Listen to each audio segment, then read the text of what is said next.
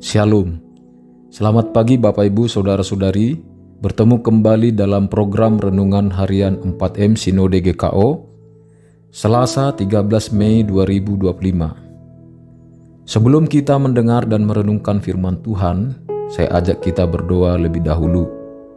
Mari kita berdoa. Ya Bapa di sorga, kami datang ke hadapan-Mu dengan hati yang penuh bersyukur dan dengan kerendahan hati. Kiranya Roh Kudus-Mu membukakan hati dan pikiran kami saat kami akan membaca dan merenungkan firman-Mu. Berikan kami hikmat untuk memahami kehendak-Mu dan kekuatan untuk melakukannya dalam hidup kami. Dalam nama Tuhan Yesus Kristus. Amin. Kita akan membaca dan merenungkan firman Tuhan dari Kisah Para Rasul 9 ayat 38.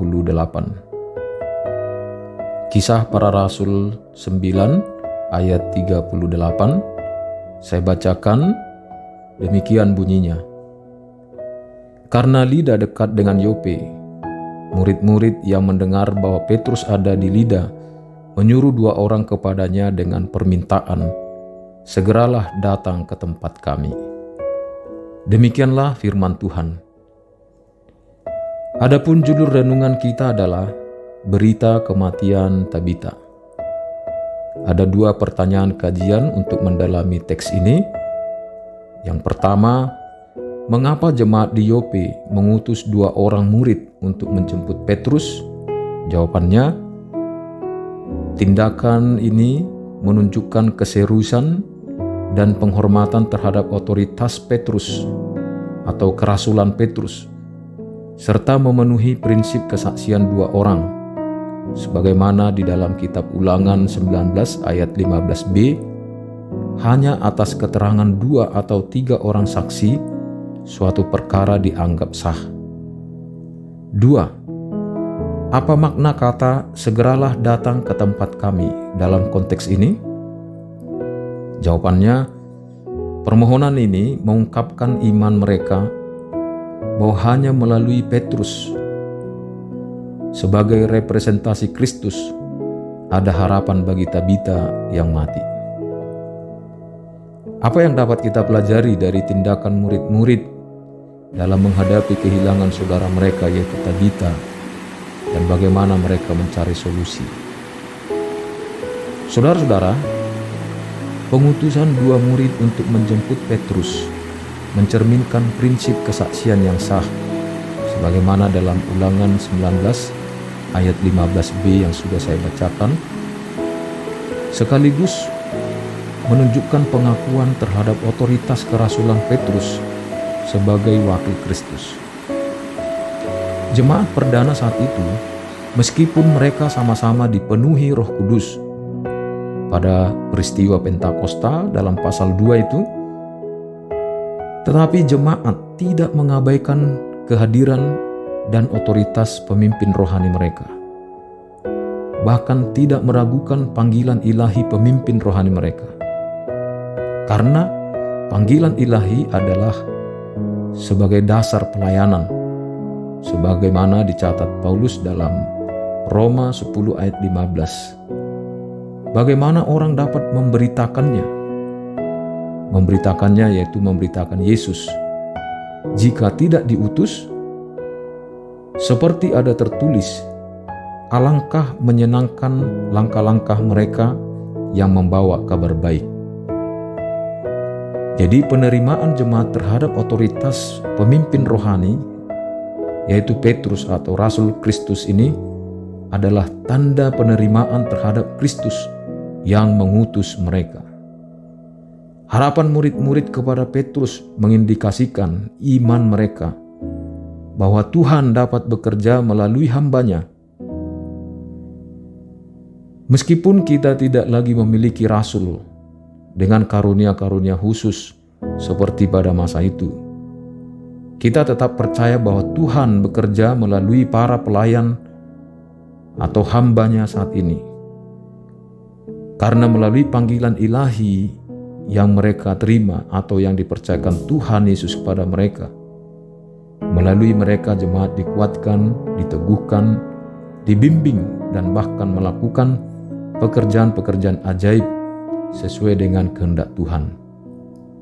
Jadi kita harus tetap kepada keyakinan ini dan tidak meremehkan peran dan potensi pelayanan para pemimpin rohani yang diutus Tuhan di tengah-tengah kita. Inisiatif murid-murid untuk saling peduli dan mencari pertolongan bagi sesama yang berduka mencerminkan kasih Kristus yang seharusnya menjadi ciri khas jemaat. Kematian Tabita pasti membawa kesedihan mendalam, dan respons jemaat untuk bertindak menunjukkan adanya ikatan kasih dan kepedulian yang kuat.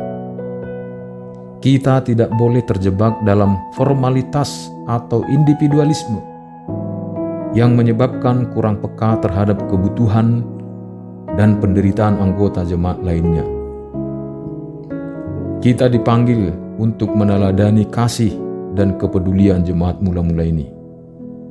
Kita tidak boleh terjebak dalam rutinitas atau ritualisme yang kita laksanakan di dalam gedung gereja tanpa kasih nyata, seperti mengabaikan penderitaan orang lain yang dimulai dari keluarga dekat, jemaat, dan di luar gereja.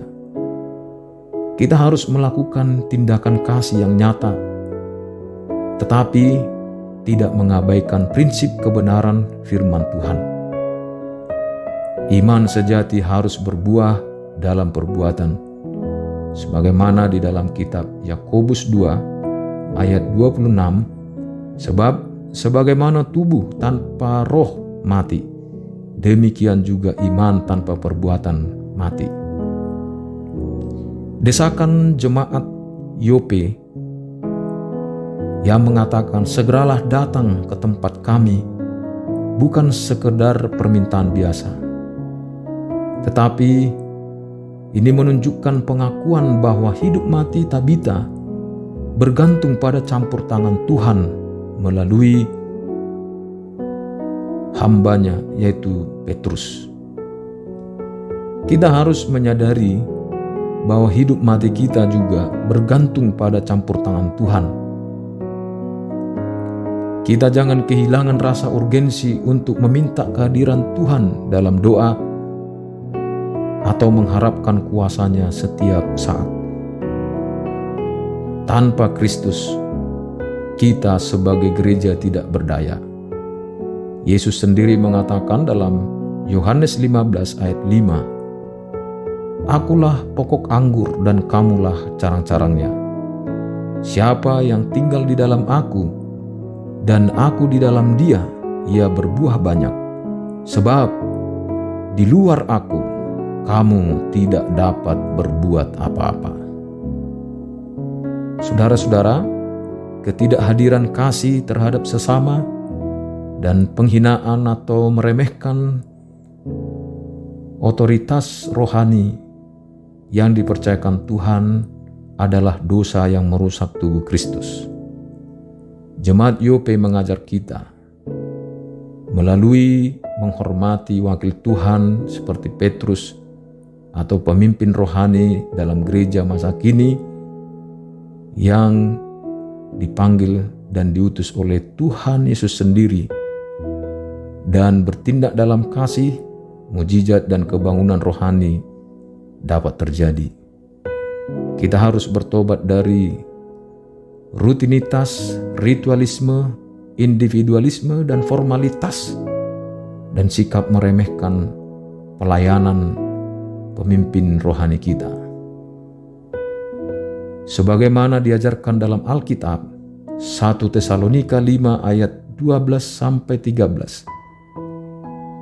Kami minta kepadamu, saudara-saudara, supaya kamu menghormati mereka yang bekerja keras di antara kamu, yang memimpin kamu dalam Tuhan dan menegur kamu, dan supaya kamu sungguh-sungguh menjunjung mereka dalam kasih karena pekerjaan mereka.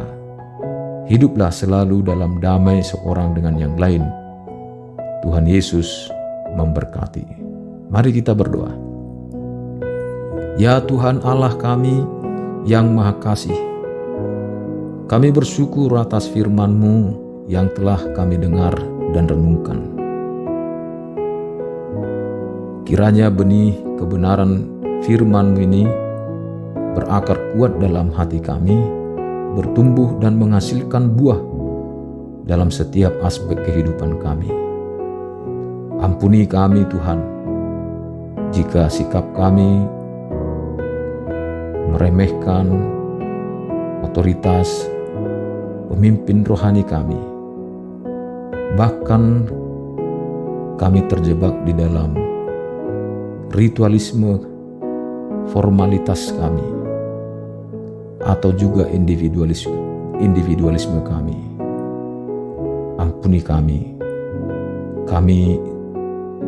terjebak di dalam dosa ini. Mampukan kami untuk tidak hanya menjadi pendengar, tetapi juga pelaku firman-Mu, sehingga melalui perkataan dan perbuatan kami, nama-Mu dimuliakan dan kasih-Mu dinyatakan di tengah dunia ini.